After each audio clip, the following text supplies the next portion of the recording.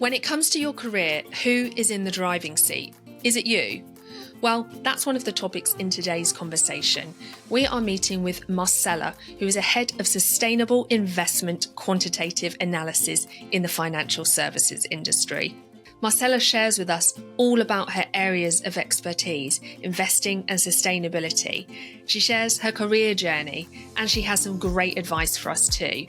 We also talk about the importance of exposure, because as we know on this podcast, if you can't see it, you can't be it. We talk about diversity, equity, and inclusion in financial services. We talk about the balance of growing a career whilst growing a family. We talk about the power of being happy now. Yes, right now. And of course, we talk about why it is so important to own your career, to promote yourself, to get in that driving seat. Because if you're in the passenger seat, working hard and waiting to be noticed, it might not be enough and you're leaving a lot to chance. So if that sounds good to you, wonderful. Marcela and I will see you in the conversation. Marcela, hello, welcome to the show. Hello, Joe. Thank you very much for having me. Oh, thank you so much for joining us. I'm really looking forward to today's conversation. How about we get started? Why don't you tell us a little bit about who you are, what you do, and how long you've been doing it for? Of course. So my name is Marcela Cosquer. I have been working in the financial markets in a lot of different corners. More recently, I am working as a quantitative analyst, integrating sustainable investing into clients' portfolios. So it is an intersection of two things that I love, finance and sustainability. So I am in one of the nicest places in my career because of this intersection. Wow, that sounds fantastic. And it certainly feels like something we're going to need to deep dive on. So looking forward to that. Now, Marcela, this is a podcast, so I'm wondering if you like podcasts, and if so, what are you enjoying right now? I love podcasts. I have many, and sometimes I come back to them. There is one that is called Feel Better, Live More, which I like a lot. It talks about habits, healthy diet, how to trick your brain, how to be happy. So that's one of my favorites. And then there is another one from a Colombian lady called Diana Uribe, and it's a history podcast, and she tells history in a very entertaining manner. So it has been one of my favorites for many years now. And now yours. Oh, fantastic. Now mine. Thank you. Oh, well, I know the first one, really like the first one, but I've not heard of the second one, so I'll have to check that out. Thank you for sharing that with me and the audience. For sure. Okay. So, Marcela, your area of expertise, there are so many misconceptions about what we do for work. So I'm wondering, what are the common misconceptions of the work that you do? Many misconceptions. And as I told you at the beginning, because I have changed job and areas, and finance is so complex, I think my family and friends, they just stop asking me what I do. They just maybe think that it's something complex. That is the misconception. But I think it has become easier now that I work in sustainable investing, because I just explained that clients, investors, they have portfolios, and I call them baskets.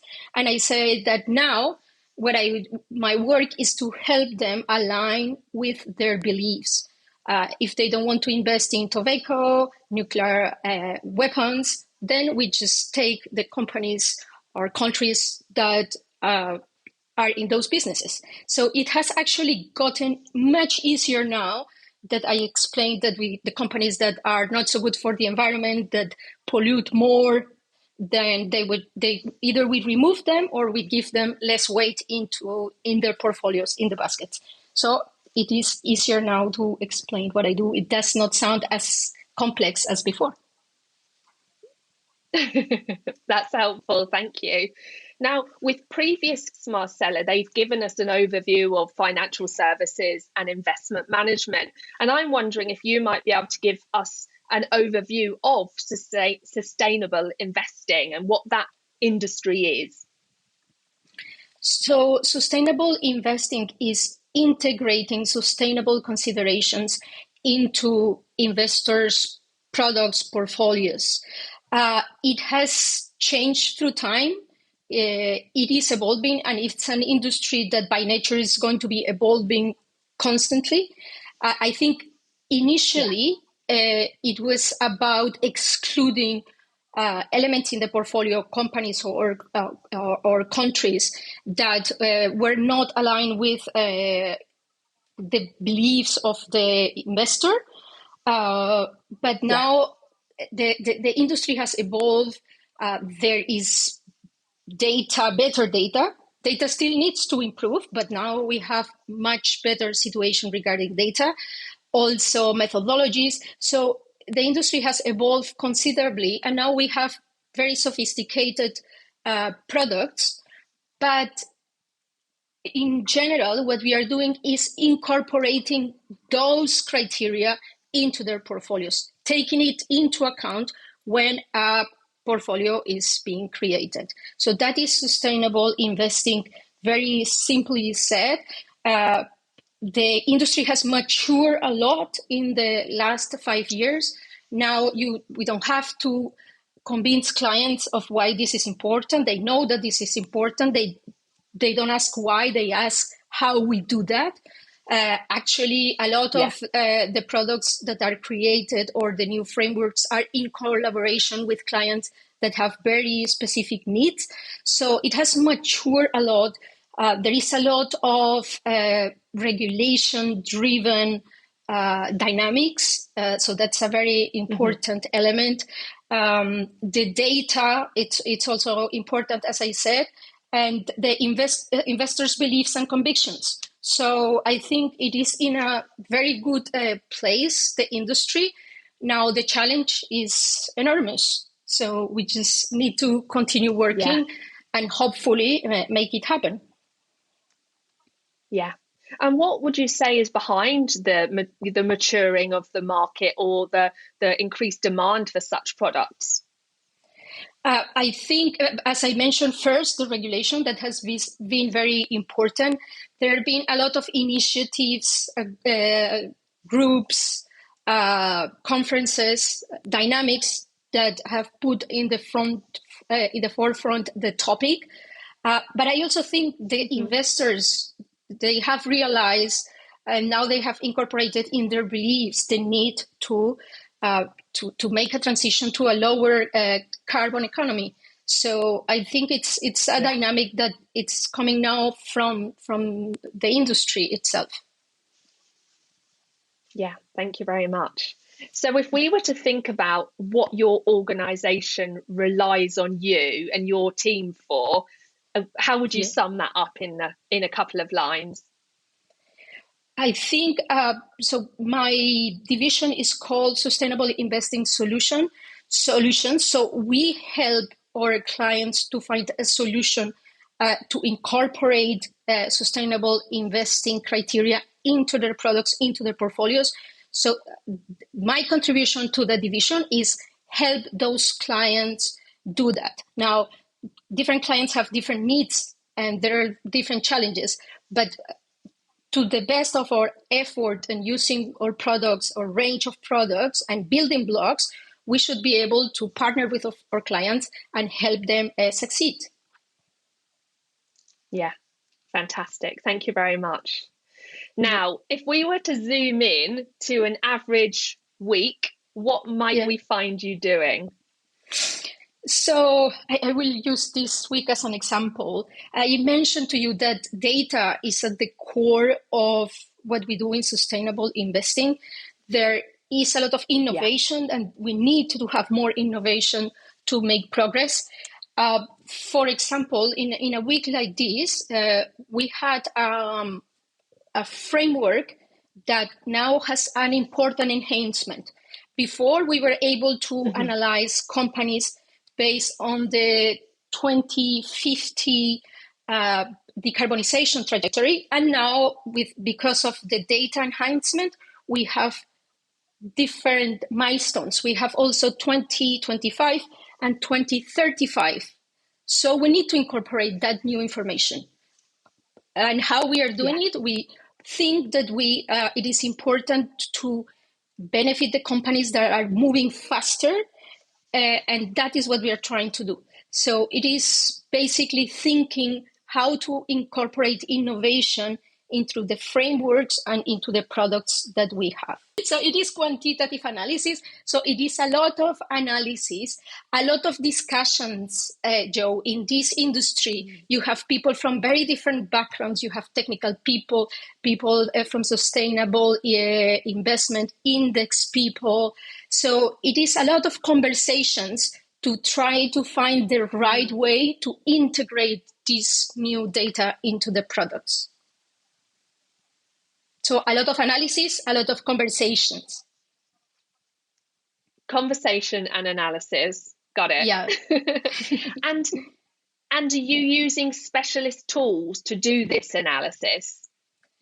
So I mentioned my larger division is called Sustainable Investing Solutions. I lead a team that is called Quantitative SI Quantitative Investing. So we create our own tools, and there are some tools that we create that we share with other teams, and we took that path because we realized it was very important to have access to data and very important to have standard tools, not everyone having its own tools, potentially doing things differently. So we create our tools and we share them. It's a collective effort so that we are democratizing the access to data and democratizing the access to tools. So they are kind of in-house created to make sure that we all have the tools that we need. Okay, makes sense. And would those tools be created in any particular programs that the audience might be familiar with, or are they completely vague? They are created in Python, and people have very different levels. So that's why there are certain tools that are more quanti, for people that have more experience. And we create versions of the same tools that are less quanti. They have less code visible, but still allow people to use them. So we think that is really important to be able to do scalable, consistent, and good quality analysis. So we have kind of two versions, and we are looking to have trainings for people so that everyone can get upskilled based on their needs. Yeah, well, that's fantastic. I think, because there's going to be people with different levels of acumen within the organization. So creating something that's fit for purpose for each kind of category, I think, is super beneficial. Okay, so Marcela, I'm going to think of myself as below basic when I ask this question. So can you tell us what kinds of thing you're analyzing? Very, very simple. We take, let's say, an index that represents a specific country or area. The broader, it's an index, for example, that represents all shares in the world. We call it the all world index. So this is a index, a portfolio that has all the companies in it. So what do I analyze? What do we analyze? We analyze, and we call it the starting point. If we are looking at this basket, what is the carbon emissions of this index if we look at the specific point in time, and what is the carbon emissions historically? We look at fossil fuel reserves today and in the past. We look at ESG average today and in the past. And we look at other metrics that we have created in the company to track, for example, how the company is prepared for the transition to a lower economy. good, bad, very good. And we have green opportunities. What percentage of the revenues of these companies are green? So we analyze those characteristics to understand what is their starting point. And from that, you can reach different conclusions. For example, actually, this index or this basket, the ESG score is relatively good, but the green opportunities not so much. And if we are looking at the old world, probably emissions and carbon reserves is something that can be improved considerably. So this analysis allows us to understand the climate characteristics at the starting point, and that provides a lot of insights of what should be improved. Now, clients, they are doing the same on their side. And in the first conversations that we have with them, we try to understand what are the goals, what are they looking after. They may have an idea, but we also show our analysis to see or alignment or point of view.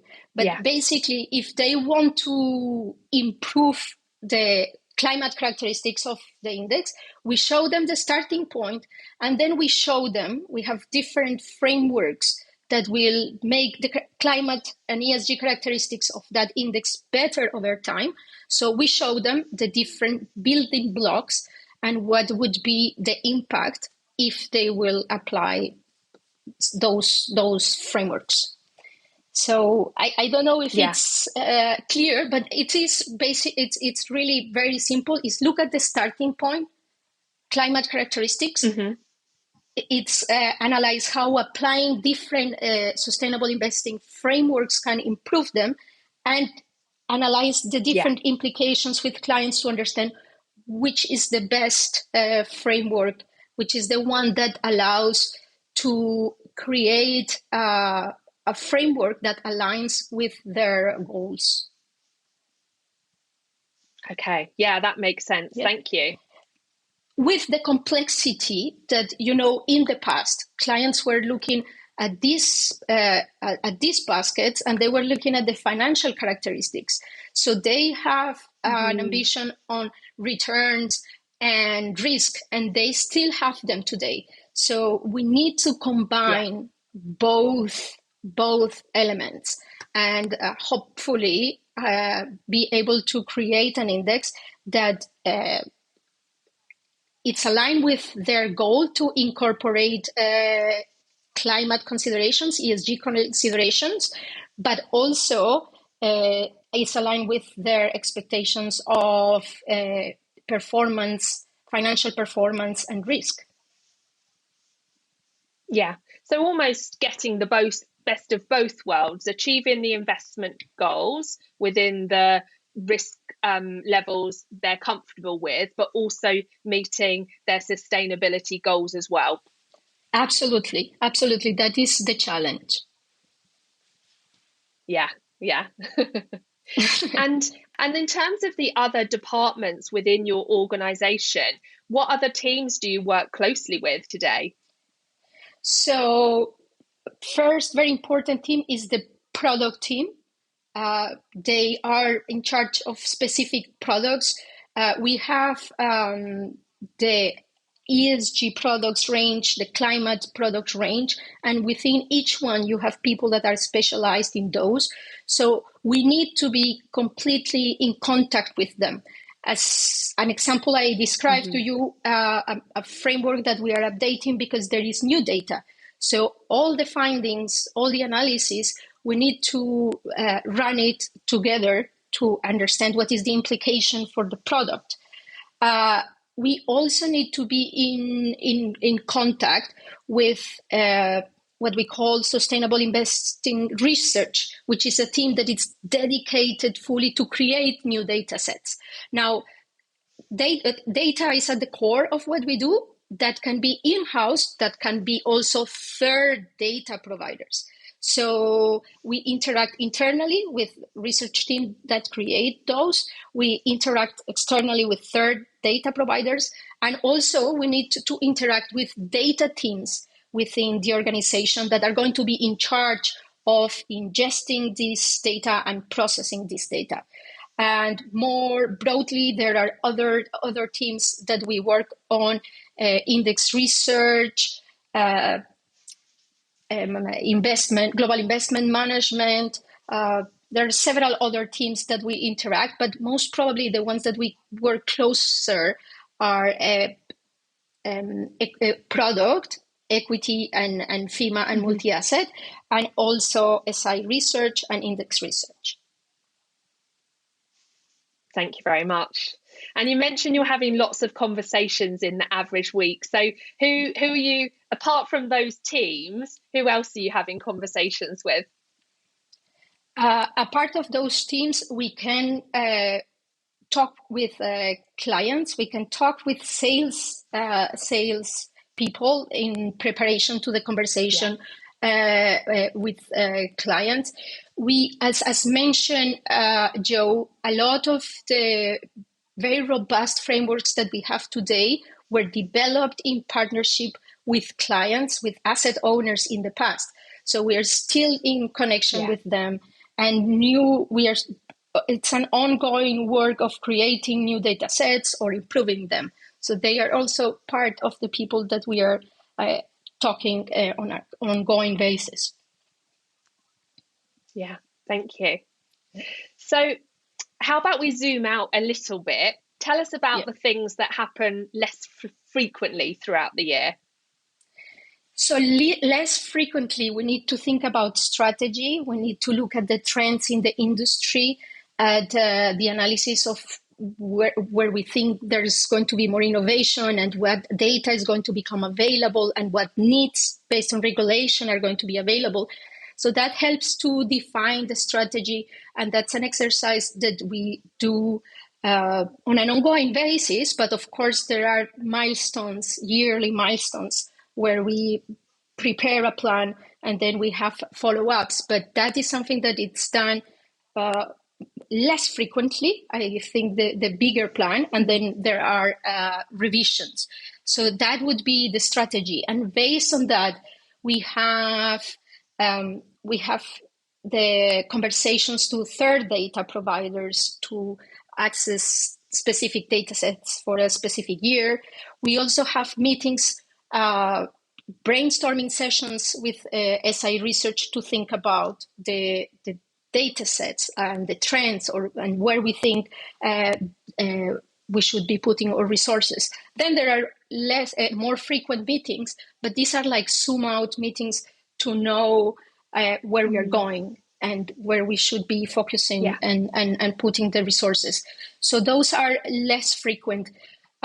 We also tend to produce some collaterals and materials for our clients, and we do that in collaboration with other teams. So this is less frequent. These are maybe pieces that we produce on a yearly basis. So we need to, towards the end of the year or even with more anticipation, we think, okay, what are going to be the topics of next year? How have sustainable investing indices performed this year? How do we think are going to perform next year, considering the different macroeconomic outlooks? So this type of collateral that we produce is less frequent. So we do it maybe once a year. Yeah. All right. Thank you very much. Yeah. So Marcela, so tell us what you love most about your role. I cannot believe that that there is this interaction between finance and protecting the environment. I love finance. I started working in a government issuing debt. I moved then to an oil company hedging oil price. I work in a bank producing research to show investors how factor strategies benefit their portfolios. I work in an asset manager showing investors the benefit of ETFs in their portfolios. So I am a big fan of markets and how the instruments can help investors or clients and participants. On a personal basis, I have been fond of the environment and diversity. And I find incredible that now I am helping clients and investors to incorporate the risk of the climate risk and the climate and the opportunities that arise from that in their portfolios. So that interaction is what I really enjoy about my job. I never thought that was going to happen. Yeah. I never thought that 15 years ago, but it's happening. It was very interesting already for me, finance. I always like it. But now it is mixed with something that is very personal, which is the protection of the environment. So that is probably what I enjoy the most. Yeah, thank you very much. What do you find most challenging about the work?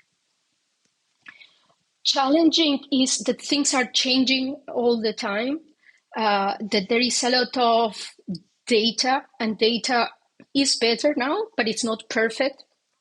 So there is a lot of manipulation, verification of data.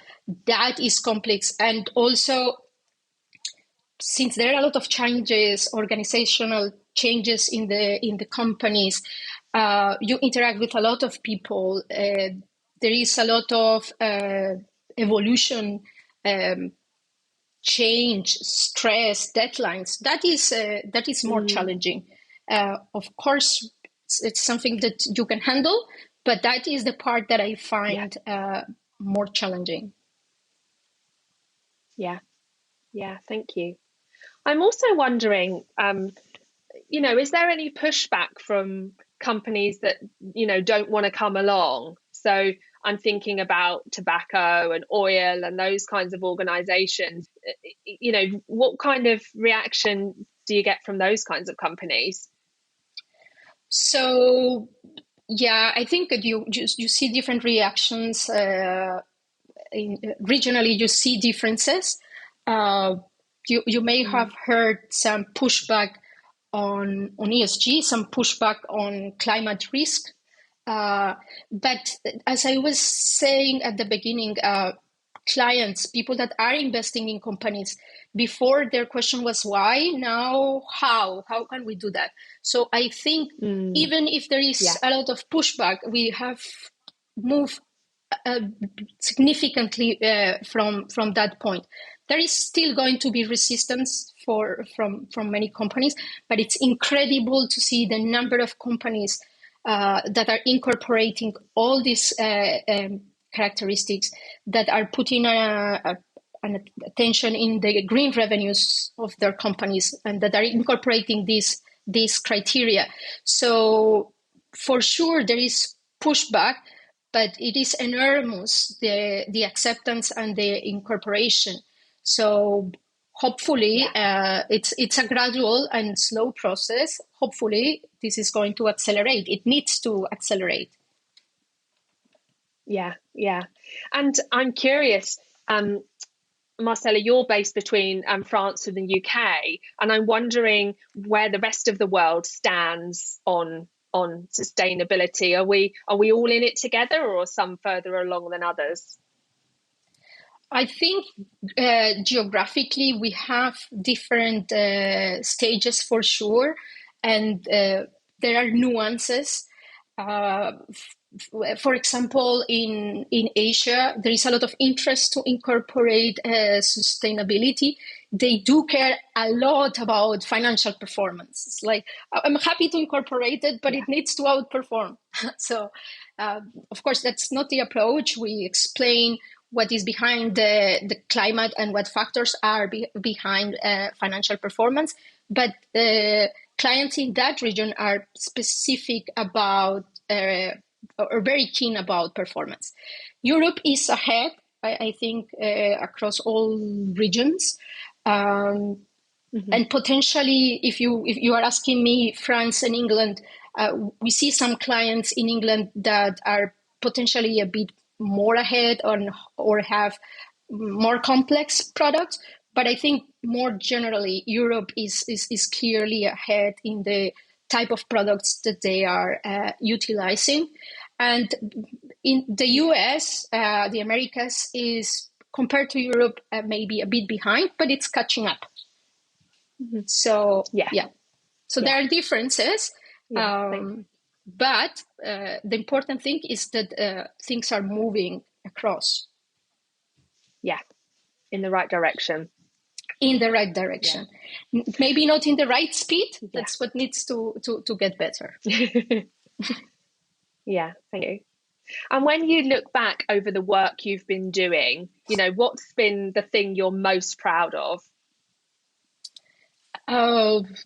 Helping clients, doing useful work. I have worked in different places, also in roles of responsibility. In my first job, I was issuing external debt bonds for the government of Colombia, and I was doing the hedging. Yeah. So from that point, I was very proud to say that the activities that I was doing were helping the country get the financing or manage the risk. But I was very, very proud of that. And as I has mentioned a few times, now I am proud of being like a promoter of sustainable investing. That I am very proud. I will be very proud if the outcome is that companies and that the economy moves into a lower carbon economy. Yeah. All right. Thank you. Well, Marcela, let's take it all the way back to the beginning. When you were a kid, when you were at school, what did you want to be when you grew up? Oh, wow. I think I was a little bit lost. I knew that I loved history and I wanted to learn more. I am a happy learner. And then I had crazy ideas. Sometimes they were influenced by friends. We wanted to be pilots. Then we asked, and at the time, women could not be pilots. So we wanted to be stewardess. I want to be a doctor. So I must say that I was a bit lost, maybe. But I knew that I wanted to do something with a lot of meaning, where I was helping people, or that I knew that I wanted to do. I also liked numbers, so that's how I eventually end up in finance. Yeah. And so tell us a bit about your education journey and when it started to kind of become clear which direction you might go in. So I said I liked history, and when I was considering what to study, maybe I mentioned that to my parents. I think they were not very encouraging. They asked me, okay, but if you study history, how are you going to make a living out of it? I was a little bit lost. To the point that I decided not to join university when I finished high school. Yeah. I did an apprenticeship, it was a 2-year program where I was rotating in a company and receiving theory in a school a few days in the week. And that was a great opportunity because this was a company that was exporting coffee. So I was in the accounting department, production, exports and trade department. And it was not a department, it was just one person in the company that was in charge of getting the futures contract for coffee. So the person that was hedging the risk, the price risk, it was just one person. And I found that he looked the most enthusiastic or excited person. So that's where I thought, I think I like finance, I like derivatives. And that's how I decided to study finance and international relations. Interestingly enough, because of the international relations, it was a lot of history. So I got both. I got the finance and I got all the history that I wanted to learn. Yeah. I think there's a couple of things there. I've seen the apprenticeship schemes increased in popularity over the last couple of years. And I think that's a great thing, because like you said, sometimes you don't know what to do. And by having that apprentice for a couple of years, you were able to kind of see a few different options and then ultimately pursue the direction that you wanted to pursue. So I think that's a great thing. And I think the other great observation I make there is, and actually it's one of the reasons for doing this podcast, you can't be what you can't see. And if you hadn't seen that person dealing with the futures and the derivatives, then you might not have known that was a career that you would be excited about or enjoy. So you wouldn't have then perhaps gone off to pursue that direction. So I think a couple of great examples there of why apprenticeships are great, and hopefully by showcasing more opportunities to people will be helpful for them. Absolutely. And that was what really helped me. But I must say, Joe, that I would have loved to have access like your podcast at the time that I was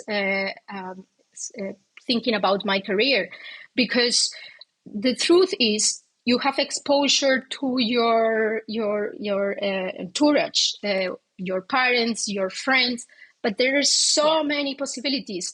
And if you don't have access or exposure to those, then you don't know the possibilities that you have. So your podcast shows kids or people that are already in their career all the possibilities that are available. So that is a great resource to help think about what are your possibilities, what do you like, what do you think you would enjoy doing. So absolutely, I completely recommend apprenticeships, because you spend some time seeing what it means. But more than that, I really think it's important to take the time to understand the different careers, the different options, to take an informed decision. Because very often you take a decision based on what you are exposed, but sometimes it's just even with the impression or the image of what you think it's a career. But once you are on it, it's completely different. So, and you're defining what you're going to do on a daily basis. So it's absolutely important to take the time to understand the possibilities, the options that you have, and to make an informed decision. Yeah, absolutely. Yeah. And if you did a wrong decision, then you can look for new alternatives. Yeah, nothing's set in stone, nothing's forever. I think that's important to remember. Absolutely. All right. So you're now at uni studying international relations and finance. Yeah. International relations and finance. Yeah. Yes. Okay. Tell us what happens next. So I did the last year I did it in Vienna. I did an exchange for the last year, and that was a great experience. Then I came back and I graduated, but to graduate, I had to do an internship. And I think I had the great opportunity to do it in the Colombian Ministry of Finance. And this was within a team whose mandate was to issue external debt in the bond markets, in the international bond markets. So as an intern and my first job experience, I had to track what's going on in the US, in Europe, in Japan, in the markets where we were issuing. I had to understand the dynamics of the financial markets, the bond markets. I have to track the other countries that were similar to us, like Argentina, that was issuing and then defaulting very often. So it was a very interesting, it was a job also with a lot of responsibility. So that was the internship that I did to be able to graduate. And then I stayed there for a few more years. Great experience where I really learned a lot. Yeah. Wow. So now you've got the futures and the derivatives experience, and now you've got the issuing debt and the bond markets experience too. I can see how you're diversifying your experience at this stage. Wonderful. Yes. All right. So then what happens after you've been here for a couple of years? I got a call from someone from the oil company, and we were talking about hedging risk, because in the ministry we were hedging FX risk and rates risk. So I got this call for someone in the oil company telling me, we are looking to set up a hedging scheme similar to what you do, but not for FX, not for rates. We want to hedge oil price, because when the prices collapses, then it can be very disruptive. First, we pass funds to the government because it was a state-owned company, but also we have investments, we have operations. So can we talk? And this discussion became me going to join this new initiative. So I moved to an oil company to hedge oil price risk, which was, it has a point in common, the hedging, but the industry, the oil industry, was completely different. So I had to understand all the supply, demand, how to measure risk, what portion of the exports to hedge, which instruments to use, when to hedge it. So that was like a progression from the previous job, but also going into a different industry. So that was also very interesting. Now, what happened in both experiences is that I realized that the technical skills were very important. And I had learned a lot of that in university, but I really thought I need to strengthen that. And during those two experiences, I thought it would be probably good to do a master's in finance and to really strengthen those technical skills that I think are very important, particularly in the first part of any career in finance. So I end up doing a master in finance at London Business School. Yeah, that's how I moved to Europe. Yeah. All right. Couple of things. So I guess maybe rewinding slightly, but I'm wondering, when you were at the government or when you were at this oil company and things start to, really started to feel good and you're thinking, yeah, this is definitely the career for me. What was happening? How did you know that you'd found your place? Oh, I don't know. I think in both places I had found my place, but I still changed. So when I was asked, why did you change? I was like, because I wanted to learn something new, but I was happy in both of them. I just think when you are starting your career, it's really good to learn, to get more skills, to understand better the financial market, the interactions of the different industries. So I think in both jobs, I knew that was my place because I was happy to go every day, because I was enjoying what we were doing with my colleagues that became my friends, because there was not a boring day. And because I was looking to get better skills to be better at my job, and to have progression in my career. So I think all those were signs that I was in the right place. Yeah, thank you.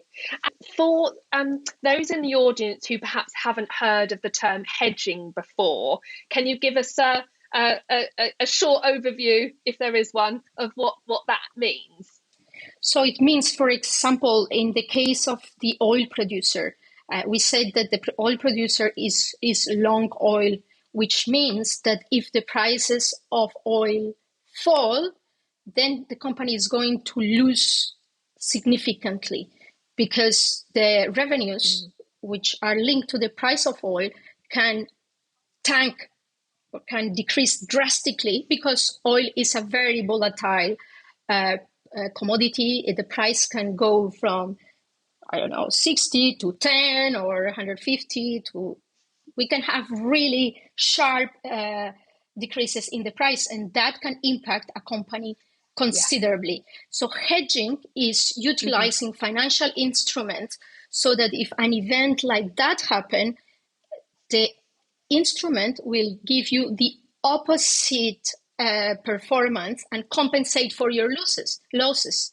So you're long oil, then you get a derivative that if the price falls, you will get a payment that will compensate what you lose. So that is why it is called hedging, because it compensates your position. You have a position in the physical that you take kind of the contrary position in paper in hedging. And if this event happens, then you are hedged. You don't lose what you would lose if you had not taken the hedging. Okay. So hedging your bets almost. Yes. Well, you should always do that. Thank you. All right. So now you've arrived in the UK at London Business School. Tell us, first of all, tell what you thought when you arrived in the UK. What was the transition like? I must be honest. I did a short transition between Colombia and the UK. I did a transition going through the US. I lived in Washington for some time because I had to prepare the applications, do a very challenging exam called the GMAT, prepare for applications to credit, scholarships, all that. So that was already a transition to do all that preparation. When I arrived in the UK and London, I was extremely happy because it was a dream that I had for many years. Already when I was at the government in Colombia or in the old company, I was thinking, oh my God, this job I have a huge responsibility. It's very technical. It's very difficult. I need to get stronger at what I do because of the responsibility. Yeah. So it was a dream that I had for many years. So I was extremely happy. And then I realized that a lot of people there were in similar situations, maybe not in the same industry, but other industry. So it was a big, diverse group. It was super exciting. It was a super exciting opportunity. Yeah. We are actually going to have a 15-year reunion this year, which is how crazy time fantastic. goes. Yeah. Wow, that's fantastic. And was that a 1-year course or a 2-year course? This is a Master's in Finance. It's a 1-year course, very, very intense, but very productive. So it was a great experience. All these technical skills that I wanted to strengthen, I managed to strengthen. But most importantly, I also met a lot of people, and I had the opportunity to have access to the UK market, career market. And actually, I think that's a really great. I think that's a great point about any learning experience, isn't it?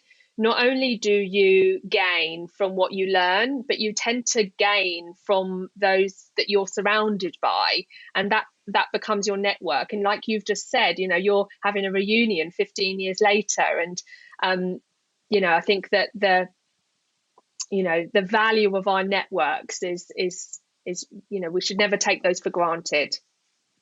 Absolutely. I think even in some cases, more than what you learn is what you learn through the people that you are sharing the experience and the relationships that you can build for the future. So that is a very important thing. I must be honest, I learned the importance of that in London. In my previous jobs, it was probably simpler, or I felt more friends. But the UK market it's larger, so it's very important to have a network, to reach out to people, to understand the different industries. So that's absolutely essential. Yeah. All right. Thank you. So what happened after your master's? I got a position in an investment bank in index research. And so this group was creating strategies, index strategies across different asset classes. And the bank was selling them through structured products, mostly to institutional investors. So the interesting thing was, this is a little bit the context. This was after the financial crisis, when a lot of strategies that were supposed to provide alpha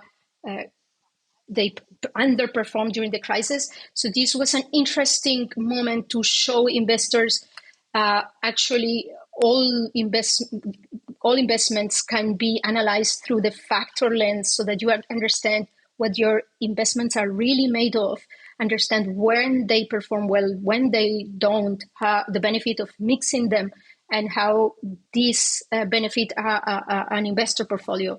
So it was, again, a very interesting experience, cross-asset, very interesting point in time, because it was right after the financial crisis.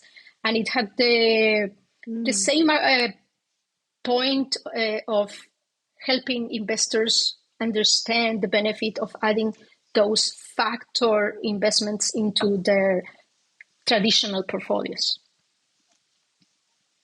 Okay, thank you. Now I'm going to ask another very basic question, Marcela. Yes. Tell us what factor investing is. Factor investing. So we in the past, let's say, people were investing in equity and fixed income, and there were other investments, as I mentioned, that were considered alpha. So it was the return was coming from the ability of the person or the group that was creating this product to choose the securities. But during the crisis and through time, academia and industry understood that there are other investments that have certain characteristics in common that are different from investing in the beta markets, in the equity or fixed income markets. So if we look at equity, for example, if we think about a factor that it's called momentum, so we can see that the common characteristic of this factor is that during specific periods, it performs well. And there are reasons behind them, maybe behavioral reasons of some market participants that react to informations. So it's an investment that has a characteristic, a pattern that is similar across the companies that display that factor. And so I mentioned momentum, but there is also quality, size, low ball, profitability. And these factors, when you analyze a portfolio, you can see that you may have a portfolio, a basket of 1,000, but you can summarize the characteristics by saying, oh, this is actually low ball, small cap, or low ball portfolio.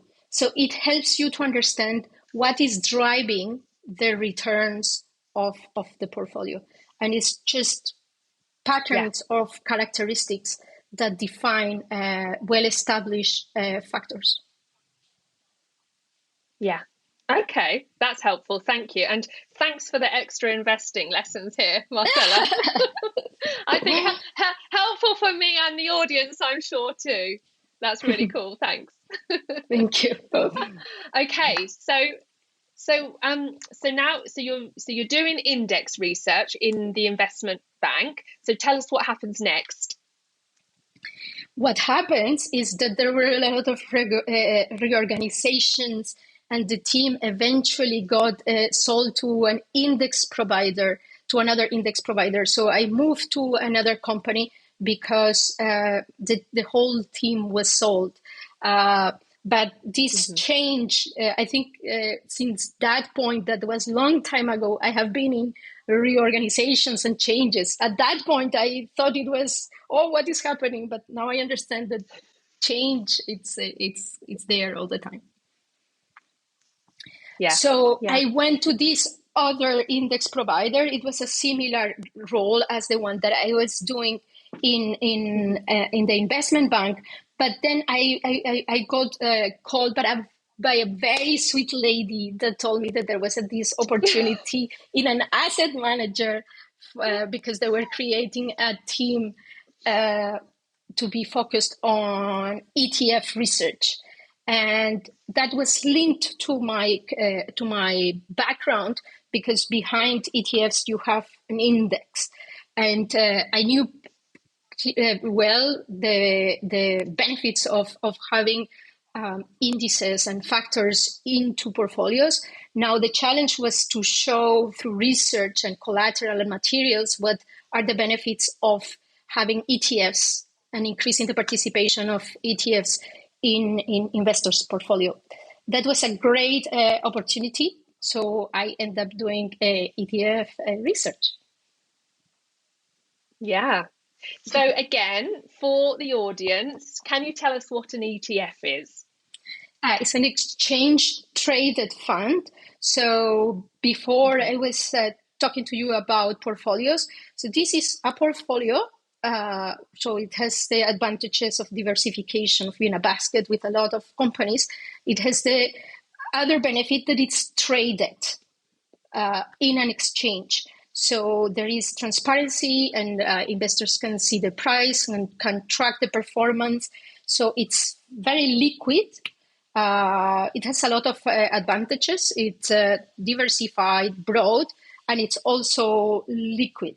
And it can be accessed not only by institutional investors, but also by retail investors. So it's an exchange traded fund. So a great investment vehicle. Thank you. Yeah. So in this role, you were demonstrating how valuable it was to have ETFs in the portfolio. Exactly. We were analyzing and showing. So in the industry, there are different alternatives to have exposures to asset classes or topics or factors. And so you have different alternatives. And there is a role in portfolios for ETFs for sure.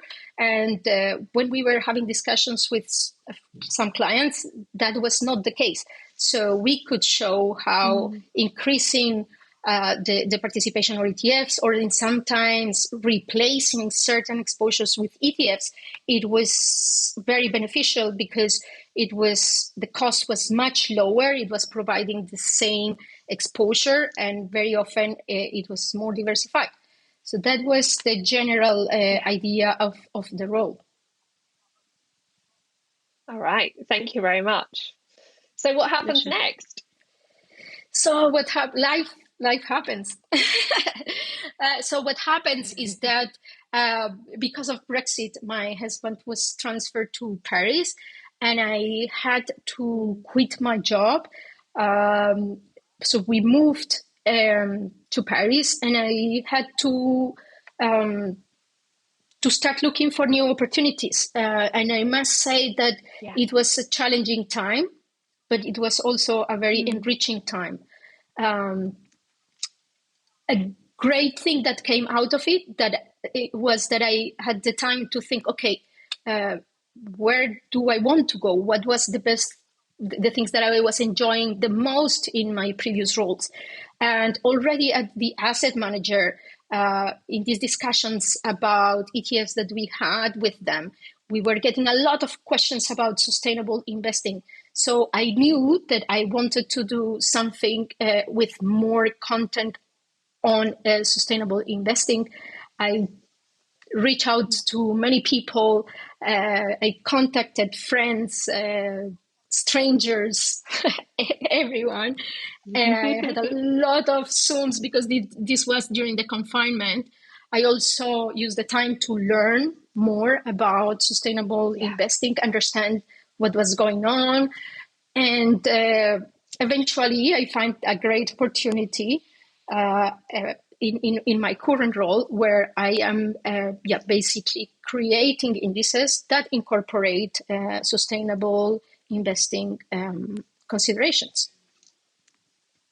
Yeah, thank you. And that brings us to today. Exactly. Time flies. A lot of years, but time flies. When you look back over your career journey to date, Marcela, what would you call out as the high? The high has been navigating through all those changes and learning, being happy, connecting with people, being respectful, keeping my values. So I think it's the high, navigating through all those changes, the good times and the bad times. Yeah, absolutely. And again, thinking back on the career journey, what would you call out as the most challenging thing that you had to face or overcome, or perhaps limiting beliefs or a failure or something? I think a couple of them. I think when I was at school, I was a very good student. And so I was getting good grades. And because of that, I was getting a lot of praise from my parents, and things were very easy. And so when I started working, especially in the UK, I think I was very passive. I was working very hard and maybe expecting that I was going to be promoted. So I think that was a misbelief or a limiting belief. I realized with the time that you have to be more active. You have to own your career. It's not just working hard and you deserve opportunities. You have to understand where you want to go, what are your opportunities, sometimes create those opportunities.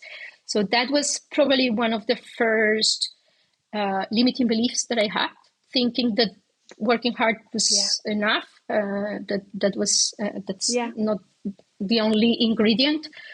So that was a misbelief. Another, I think, hard part in my career was a moment where I was trying to build my family, but also progressing in my career, potentially changing companies. That was challenging because I didn't know how to do that. So I had periods where I was thinking, okay, now I'm going to try to find another opportunity. And if it was not happening, I was thinking, oh, no, let's try to grow my family. Oh, that was not happening. So that was challenging. Yeah. And a misconception, maybe, I thought at the time, oh, I would never go pregnant to an interview. Maybe that was a limiting belief. Yeah. And I am happy to see, because I have some colleagues and friends that do that nowadays, and sometimes they get the opportunity. Sadly enough, sometimes they get told, oh, we see you in maybe a few years. But the truth is, it's also up to us to break those barriers. So, so I think that was maybe something where I wish I would have been more courageous. Yeah, I think, you make a couple of great points there. I think I've definitely been guilty of just, getting my head down, working hard and expecting somebody to pat me on the back and, okay, this next. And I think that you're right. You have to kind of take control, and you have to say, I want to do this. Can you help me how to get there? And I think you have to own, as well as owning your career, owning your learning and development, and just generally being quite proactive about it. And I think that, I'm not sure if this is the same for Colombians, but certainly for some of us Brits, we find it quite hard to say, oh, well, I'd like to do this because I think I'm really good at X, because we don't want to be seen as bragging or showing off. So I think that's quite a hard balance to strike sometimes. So I've definitely been guilty of that in my career. Absolutely. I think we have some cultural biases or characteristics, and sometimes we have some expectations that are maybe not the best. I thought at the time that, I don't like to generalize, but I think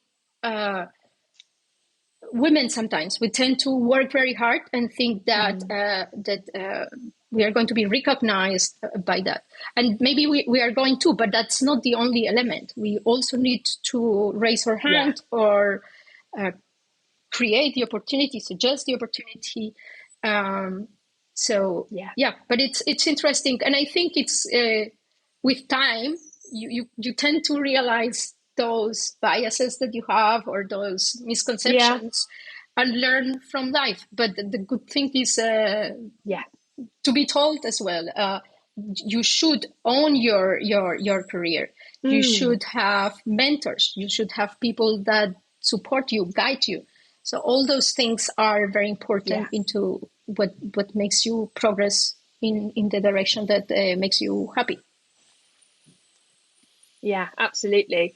One of my friends uses the analogy, you've got to drive the car.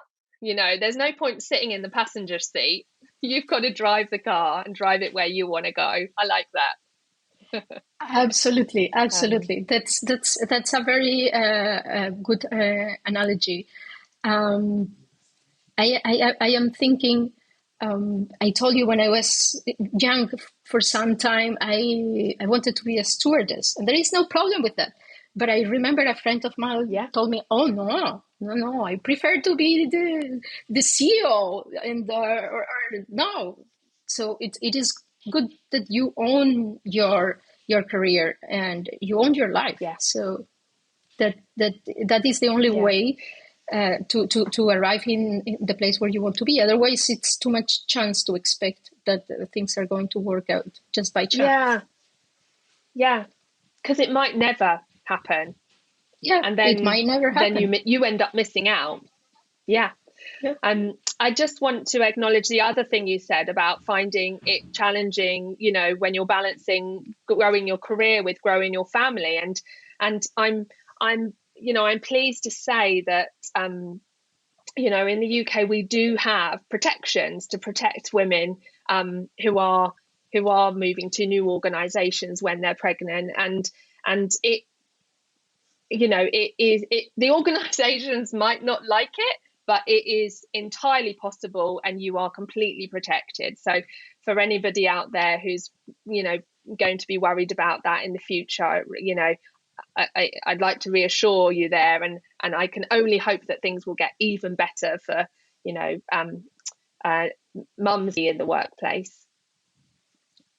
That is very reassuring, and it makes completely sense, Joe, because when a company is hiring someone, it's a long term, and maternity is part of women's career. So it's very reassuring to hear that.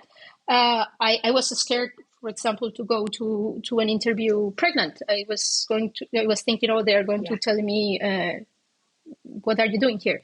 So it's completely breaking that belief. It's very important, because we all, or women, are going to be in a point in their career where they want to grow their family, and potentially they want to change their career too. So it makes absolutely sense. Yeah. All right. Marcela, can you tell us about the importance of role models and mentors and sponsors on your journey? They are critical. I mentioned to you, Joe, that when I was in the investment bank, they did a reorganization, and from that point, change has only been the constant for everyone, I guess. And I remember one of the first mentors that I had, and this was the asset manager. In one of the first sessions, he told me, "But what is your plan?" And I told him, "No, I don't have a plan, because things change so much all the time that why would I have a plan?" And he told me, "Precisely because things change, you need to have a plan, because otherwise you're completely lost. But if you have a plan, if you have a target, a north, then you know what you want, and then you just have to adapt."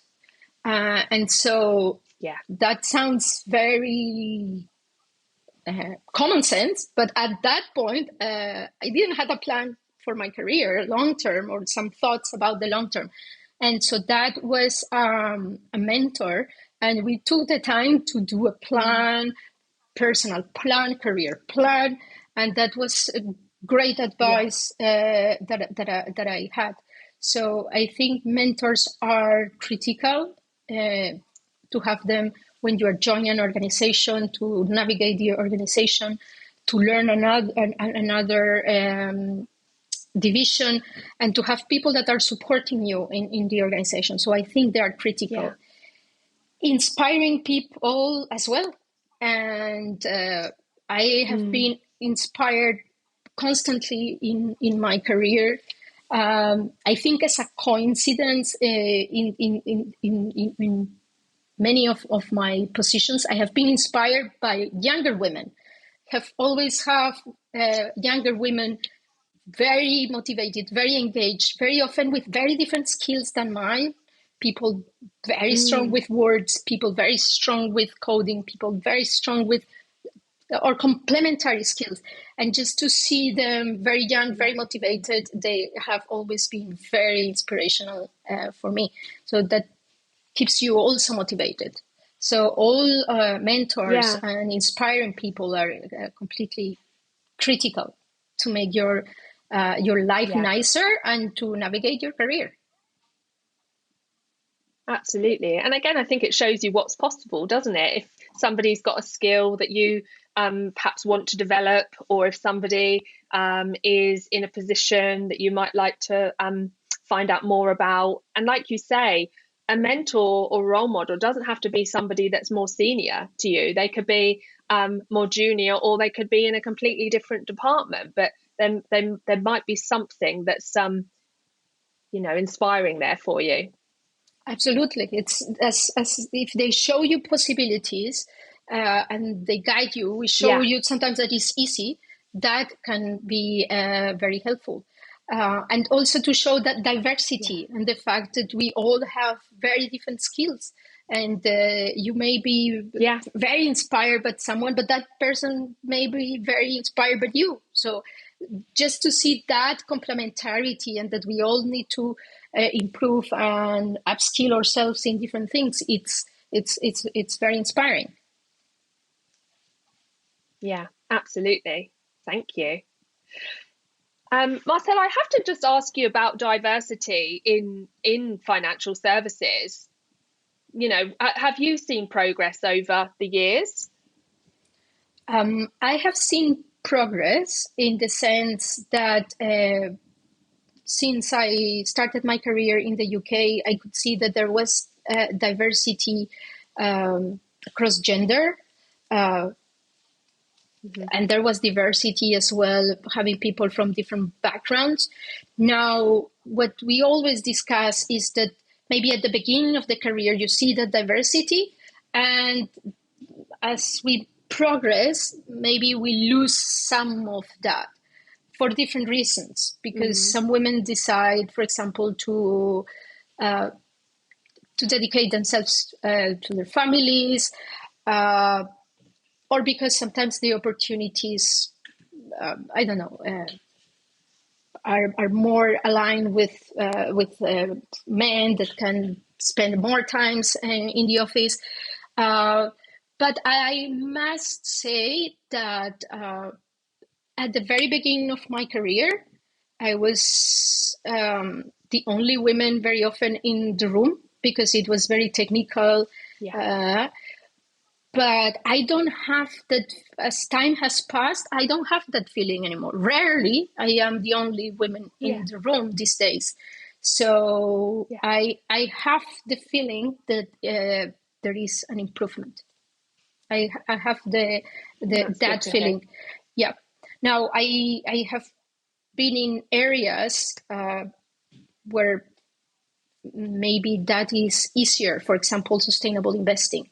I must say that in the bank, in trading, and in certain divisions, you could see that it was still very men oriented. So hopefully, we have been doing a progress in those divisions as well. Yeah, thank you very much. All right. So for somebody out there thinking, "Oh, I'd like to find out more about quantitative analysis or sustainable investing," what essential or helpful trainings or qualifications or skills might you suggest for them? So as I said, Joe, when I was in between jobs, I spent a lot of time also accelerating my learning curve. And I can tell you that there are tons of resources. If you go to asset owners, asset managers, index providers, there are tons of resources. If you go to regulators, We have also learning resources, Coursera. CFA has a certification for finance. They also have an ESG and a climate certification. So there are tons of resources in social media, in LinkedIn. Everyone is publishing articles, new products. So I think there is actually an excess, and there is the need to understand and maybe to filter. But I would think just take advantage of all those resources. Yeah, thank you. And when we think about, I guess, the non-technical skills, so the softer skills, what of those could you call out that would be helpful for somebody interested in a career like yours? I think in finance and in sustainable investing, in all careers, it is important to learn to work with people, soft skills, real teamwork.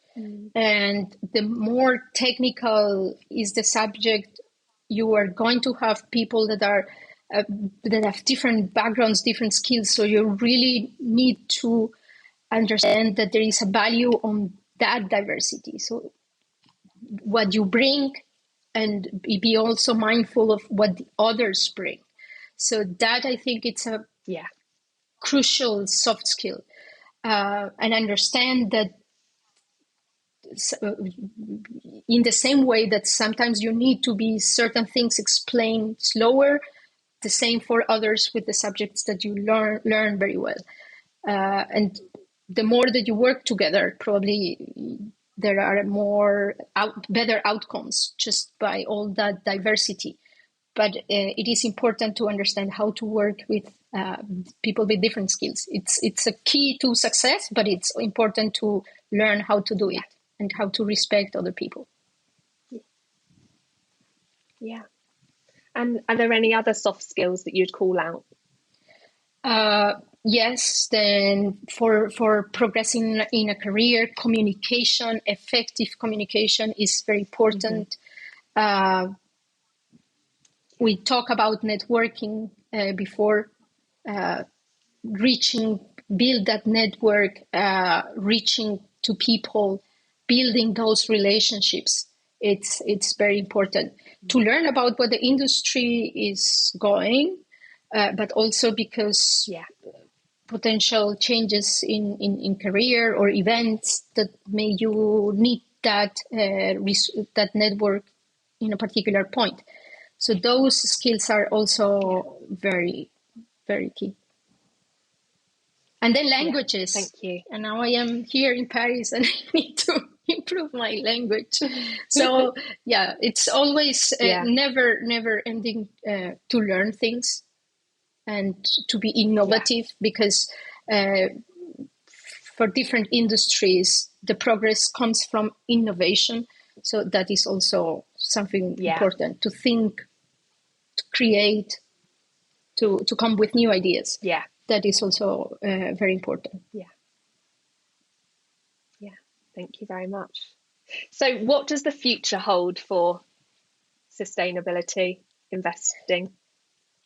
I hope that it holds, that it's going to play a key role in decarbonizing the economy. And with this, I mean that we will have economic growth as the engine of our societies, but in a sustainable manner, in a respectful manner, in a manner that we can grow, but we can enjoy and have this beautiful planet where we live.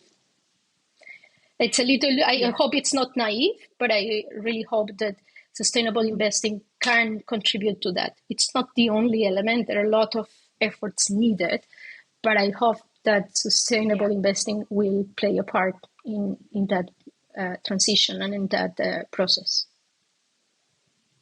Yeah, absolutely. And from what I've seen, the ESG the sustainability teams, they're just getting bigger and bigger. So I think there's definitely going to be a ton of opportunity there for people who are just starting out in their careers going forward. Tons of opportunities, and in different industries. In a lot of the models of transitioning to a lower economy, we have including the technologies that will allow us to manage the problem in a different way, capture emissions. So just not in finance, but in all industry, we need really people and innovation and technology. So there are a lot of opportunities to make this transition happen.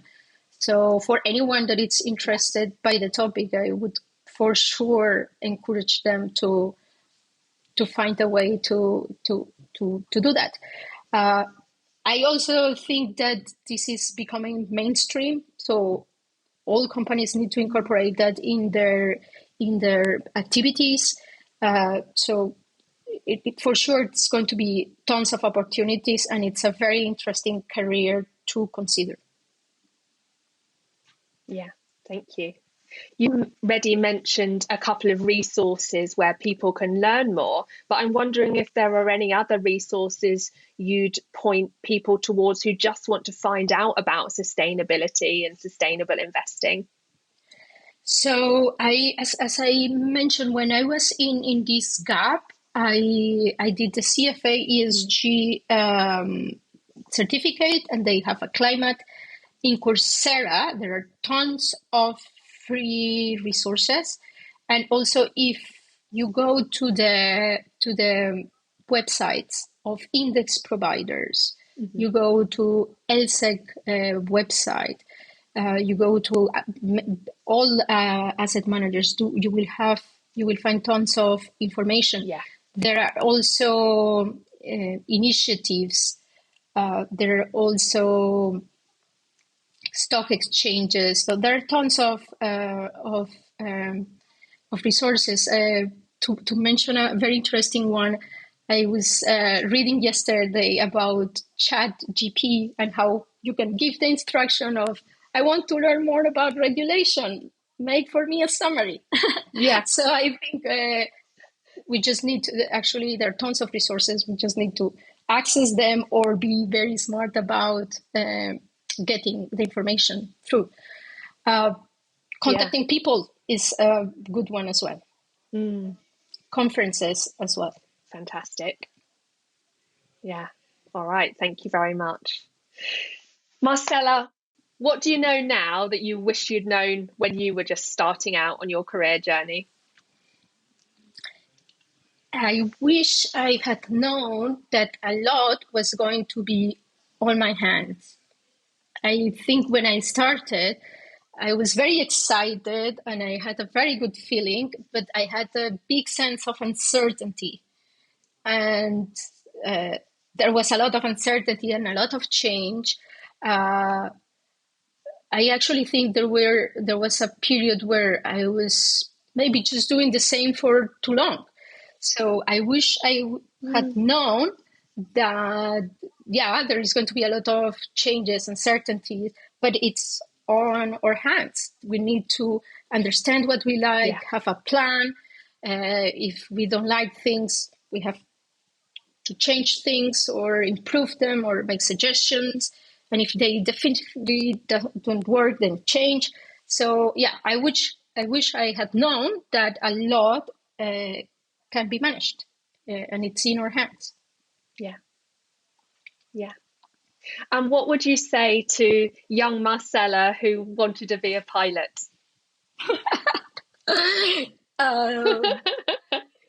That it's not a good idea, that it was not a good idea, that sustainable investing, it's more important for the planet.